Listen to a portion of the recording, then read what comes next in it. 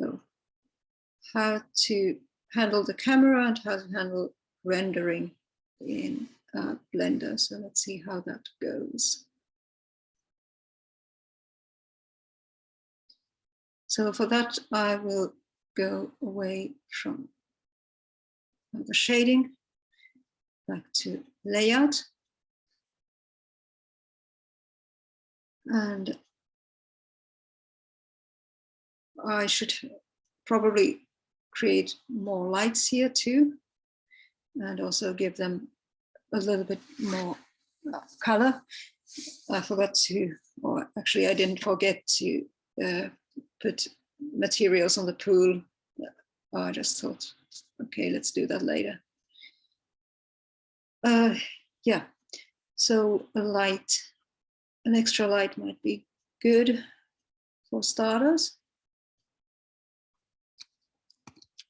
So let's create that. Maybe make a sun.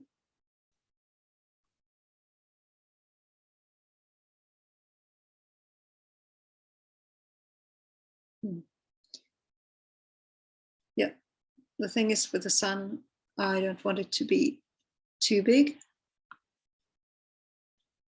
There it is. And because it's the sun that will give light to absolutely everywhere, it doesn't really matter where it is in the image or in the. But what I can do is I can change the direction of where the sunlight is coming.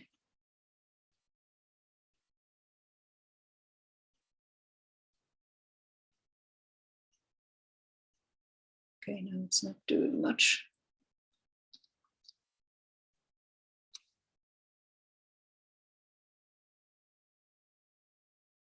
So let's let it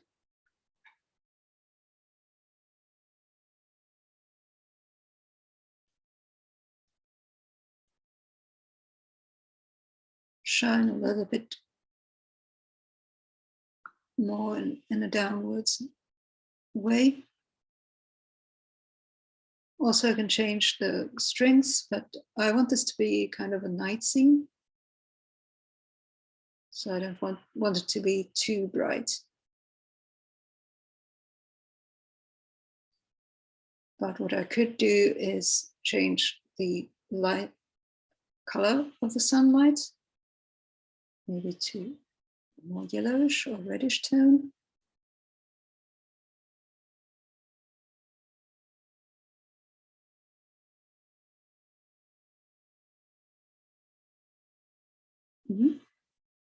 Yes. Often in 3D, when you're just starting out with 3D, then people tend to forget about the lights, and then the scenes have this grayish tone to them, and that's the reason.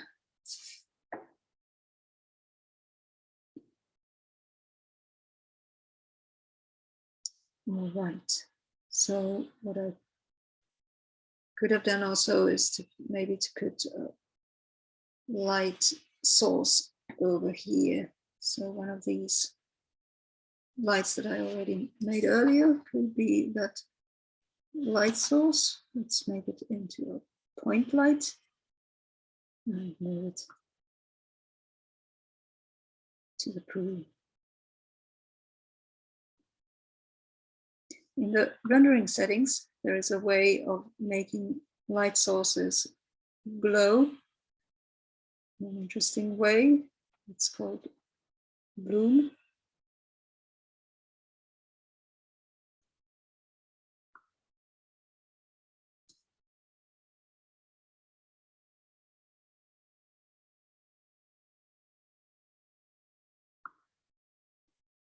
And my computer is a bit slow, that's why it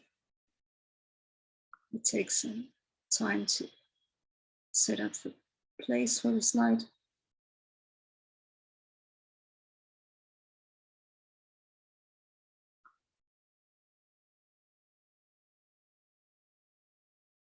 There we go. And change the color to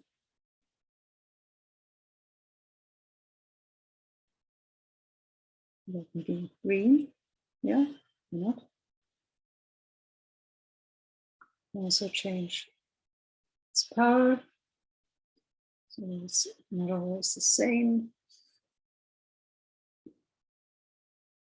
Or I could change the custom distance of how far it goes. But I'm happy with the light like it is right now. So before we go to the render settings, let's see what can be done with the camera. I already showed you earlier that you can go into the camera by either clicking 0 on your numpad or just from here, viewpoint camera. This is what you get, but how do you move the camera? Of course, you can move the camera like any other object, but if you want to move the camera at the same time as you are here looking through it, there's a method, and you can find it here on this side window by clicking N like name on the keyboard. And where is it? U. So here's something: lock camera to view, enable view navigation within the camera view. I mean, this is like really hard to find if you don't know what you're looking for. But there it is. So now whenever I change my view over here, I'm also moving the camera with it, which is really practical. And the pool, because it doesn't have any sort of texture, looks like a kiddie pool made of plastic, and it's very weird. And I want to change that.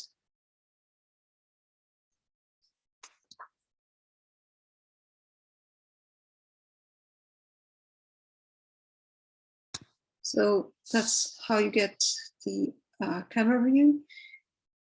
Usually it's a good idea to put the camera close to the horizon so that the camera is as low as possible. Makes it more dramatic. And yeah, for the render properties, I can probably put that away. And here's the output properties, where you can find, for instance, where it's going to render the image, and if it's going to be what kind of like what the format is going to be. Like now it's going to automatically put the rendered image into the temp file, temp folder, which I don't want. I want to have it here in my images folder, accept. Also, I want to have it in JPEG format. And by the way, from here, you can also define if you want to have video or not.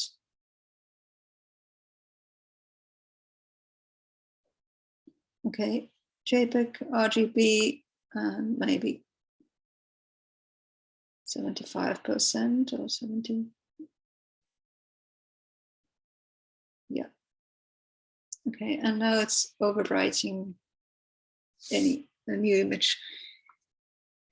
So then what there's also for the rendering is the render properties, which is over here.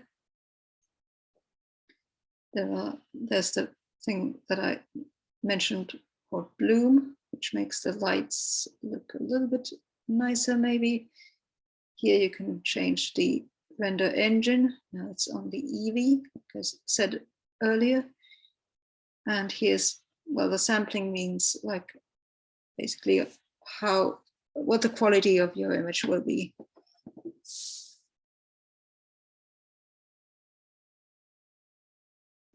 And this is the quality right now, viewport 16, and when it's going to render, it's going to be 64. Then if I want to have some volumetrics, well, there's no volumetrics right now. What's maybe interesting is this freestyle, because that's where you can get simple outlines into your image if you want to have an outlined image. It's not going to show up here, but it's going to show up then in the rendering. So I'll make a test render out of this now. And then after that, I thought I'd put some sort of other texture into this, because I wanted to show you a place where to find free textures. Okay, so here's the render button. By the way, I'll save this first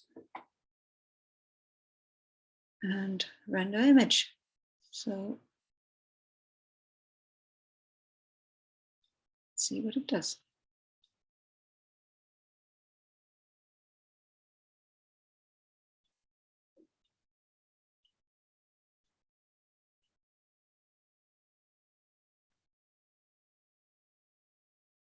And it's taken a bit of time.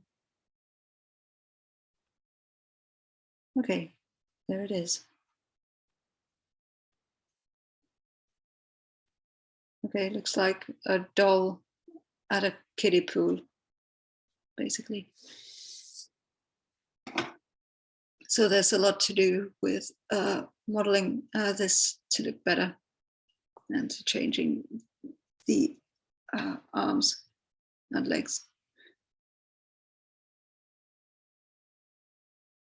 Anyway, if I wanted to save this image now with a separate name, and I would strongly recommend it, this is where to go.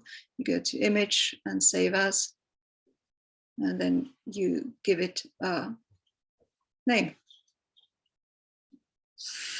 Right now, I'll cancel that.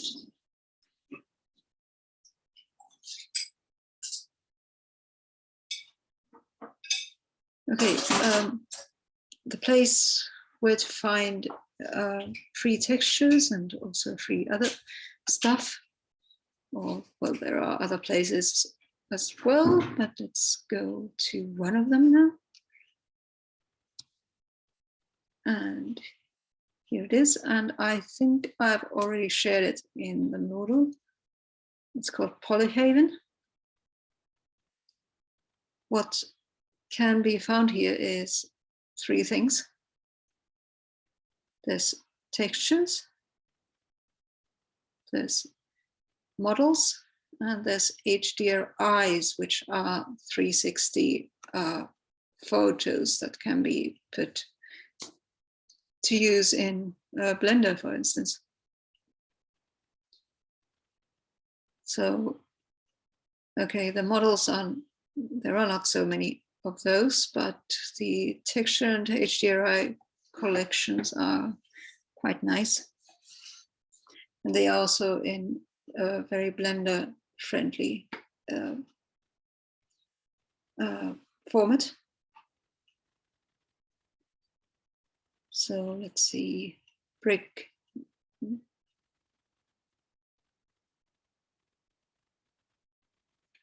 I'm looking for something that would be nice for that pool. Maybe bricks, maybe stones. Large sandstone blocks.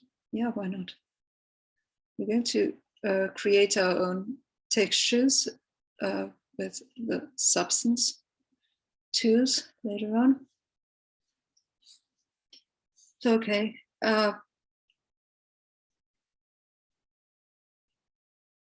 There are, as you can see, it's giving the texture right away as a blend, also as a Blender file.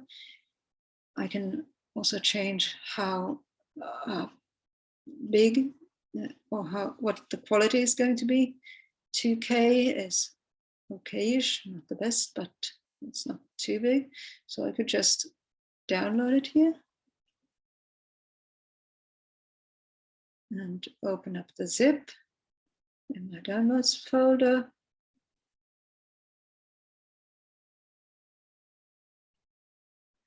By the way, I also earlier went to get some HDRIs.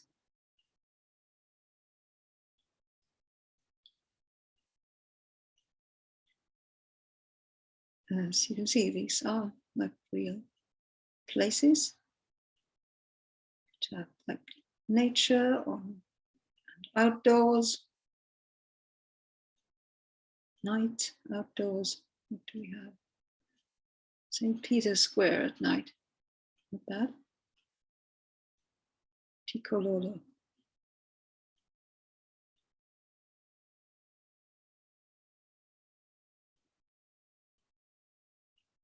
No.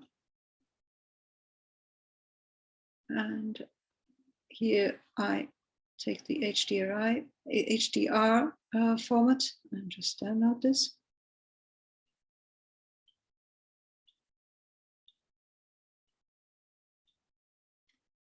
Because we have some time, so I could show you how to put this into the scene.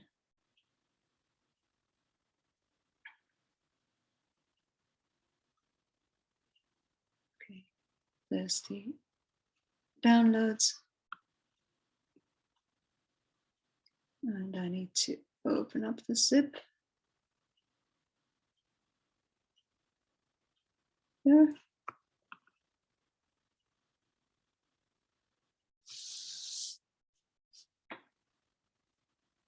And if I open up the texture file, I can see that there is like this Blender file inside it. So that's the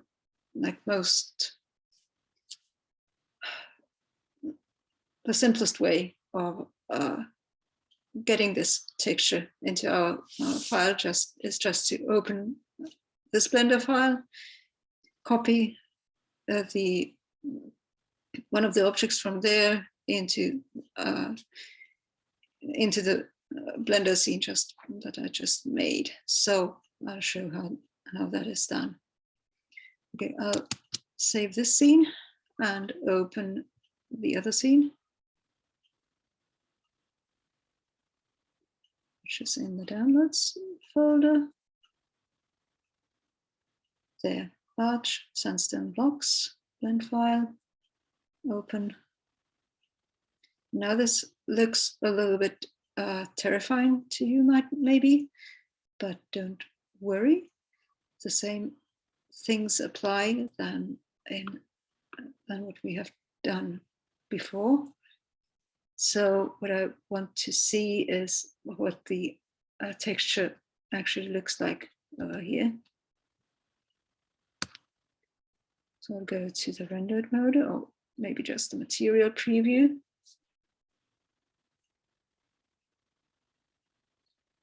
There it is. So I could just either copy this one, this object, which is this sphere, or then I could copy the plane that is there also.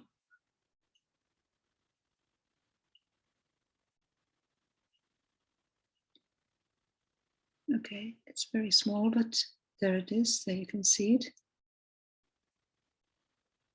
So I think, yeah, it doesn't matter.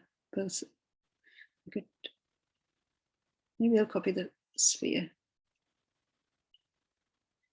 So Command and C with a Mac, Control and C with a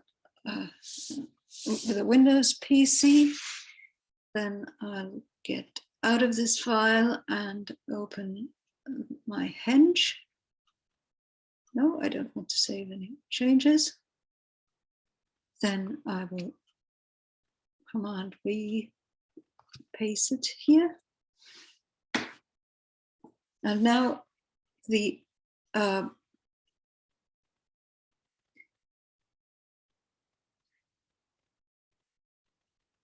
Okay, I don't actually need the sphere, I just need the texture or material from it.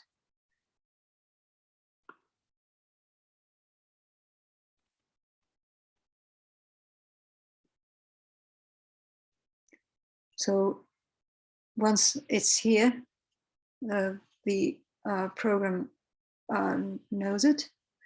So I can just click here on my cylinder and go to the materials, and it should show up here.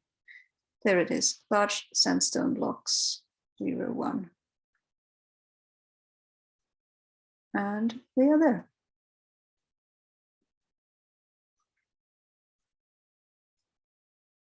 So now I can just make this invisible so that it doesn't render.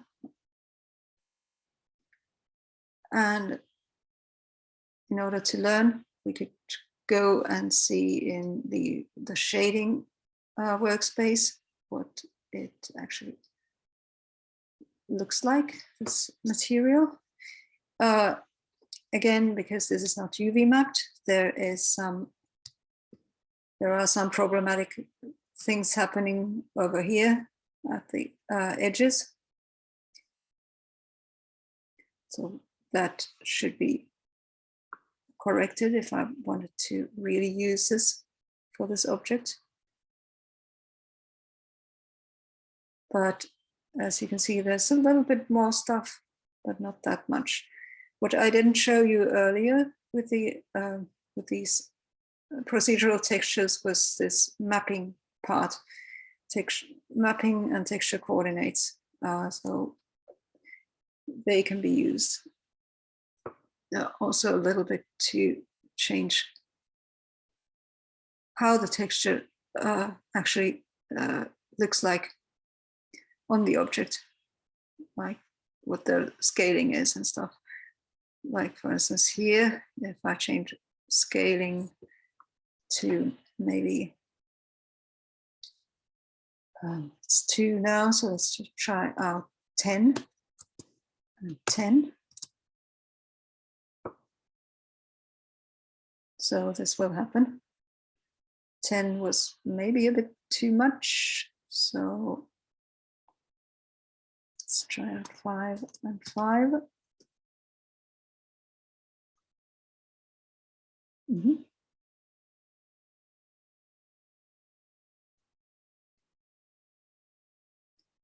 And now it's taking its texture coordinate from UV, which doesn't exist.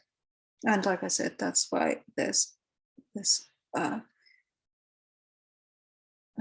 these twist things happening.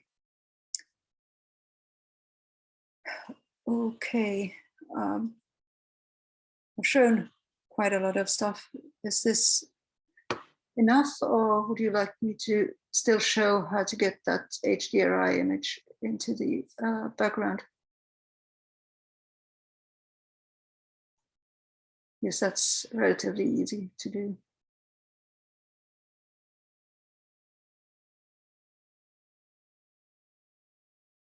I'm still doing some work you did before because I'm slow, but you can show if you want. I'll put this anyway into the modal. I've been recording this. So we've been in, because we've been in the world settings before. So you're, in that sense, not strangers to the world.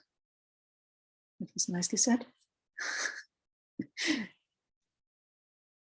So right now I'll go back to the shading, and now it's just showing the object settings and not the world settings. What I want is the world, and that was also nice to say. What I want is the world. Anyway, I can have the world from here. Like instead of objects, I select the world. And now what it doesn't show is anything. So I need to put view and frame selected. Okay, there it is. Sometimes when you're in the shading menu, it doesn't always show the nodes. So the view and frame selected is a very good tool there. Anyway, the same thing shows up here as was here. And now there's the color, and instead of the color, I'll just add the HDRI, the 360 image into the background. And I'll just add a texture node. So there's not, it's not called world texture, but environment texture. And what I need to do is open the image from here. Okay, yeah, this was probably why I wanted to show you this, so that you know how to open images from within Blender. You can also import stuff, but this is a little bit different. Okay, there's the downloads folder. And where is my HDRI? There it is. Open. And now it's not connected yet, so I'll do that.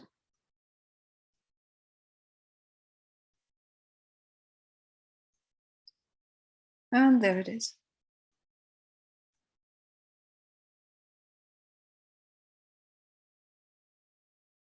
And again, I can change the strength of the image, or I could add these mapping nodes that I showed earlier to you in the, and then change the way the image is here. But maybe that's a little bit too much for today. So let's just keep it there as simply as possible. I think this is in Africa, this decolor of the trees look somehow African to me.